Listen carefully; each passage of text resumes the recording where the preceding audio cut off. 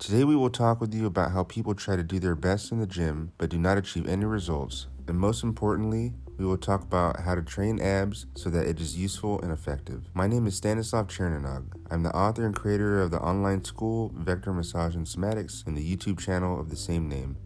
Today will be mostly demonstration. Let's begin.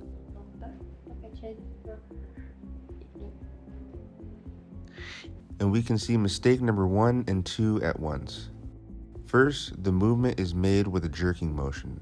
Whenever you make a jerking movement, it is harmful to your health because it can tear the muscles if there are any problems with them. Every time you make a sharp, accelerating movement, it is dangerous for your health. In addition, the second mistake, our model inflates the abdomen. This suggests that she makes the movement of the abdominal muscles in the wrong sequence.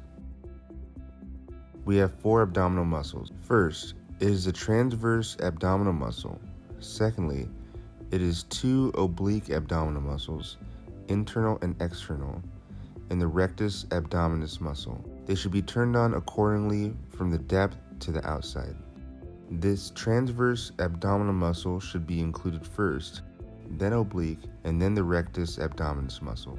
It is on it that the cubes arise, which we all want to get, but if we strain the rectus abdominis muscle and do not strain the oblique and transverse, this creates the following effect. When we bend the trunk, the contents of our intestines cannot go anywhere, and therefore, when we reduce the volume, the intestines begin to spread out on the sides and the stomach inflates.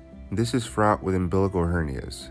It is fraught with a divergence of the white line of the abdomen, and it is fraught with inguinal hernias, as well as problems at the attachment points of all muscles, that is, inflation of the internal organs. The correct story is that we first draw in the stomach, exhale as much as possible, and slowly begin to lift the upper part of the trunk.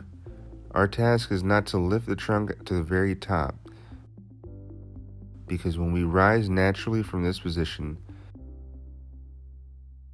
bend the trunk forward, we reach a certain limit. And here, in order to overcome this limit, we have to push. Let's see. Here. But if you perform the movement slowly and systematically, you do not have to push. Let's do it again. That's fine.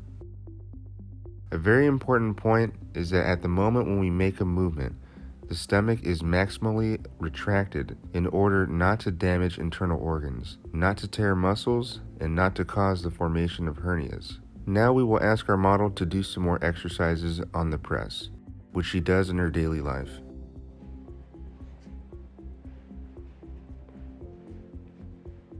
Very good. This movement is designed to involve the oblique musculature.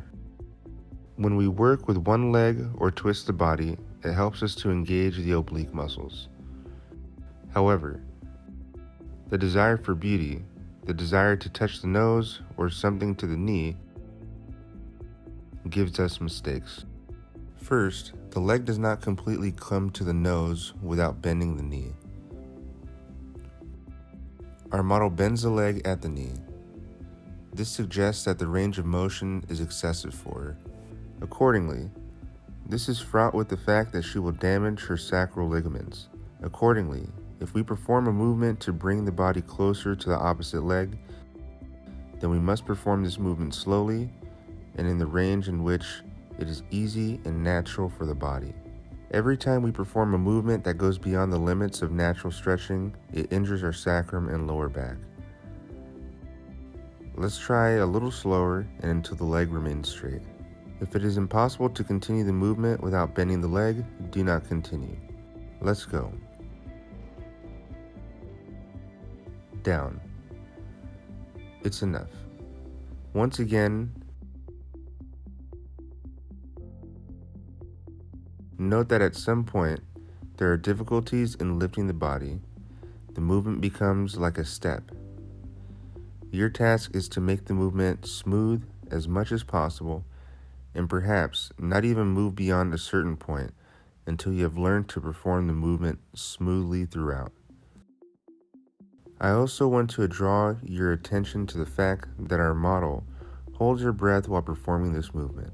This leads to the fact that her diaphragm is excessively strained,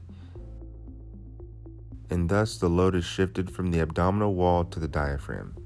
Considering the next mistake will require some magic. So let's take a look. Here, of course, we have everything at once. Here we have both a breath delay and a hard push, and a lack of tone in the transverse abdominal muscles.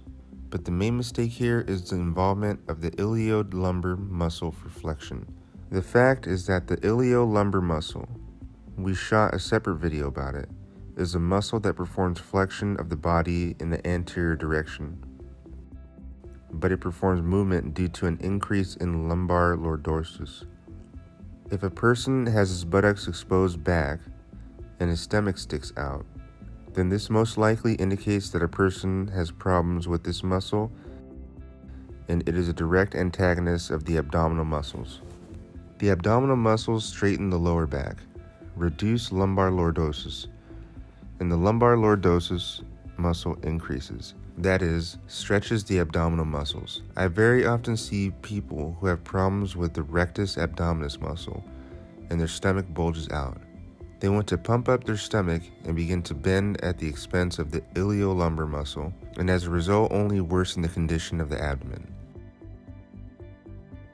How do they do it? Firstly, they do not straighten the lower back at the moment of bending the trunk. They start moving not from the head, but from the lower back. Second, people spread their legs wide. This leads to the muscle into working movement. And thirdly, they try to perform this movement without retracting their stomach. Let's try it.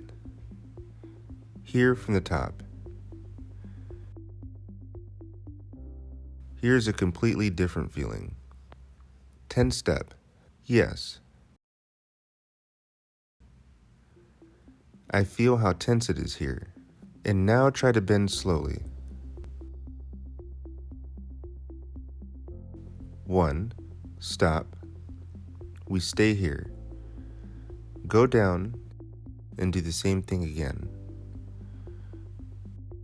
You see how clearly it turns on? Nikolay's glasses are already fogged up.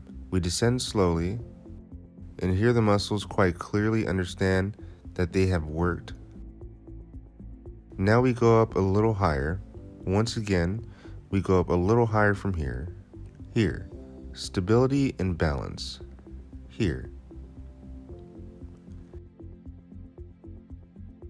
Our task is to find a range where the muscle can withstand the load and perform the training movements in a small amplitude with a small load.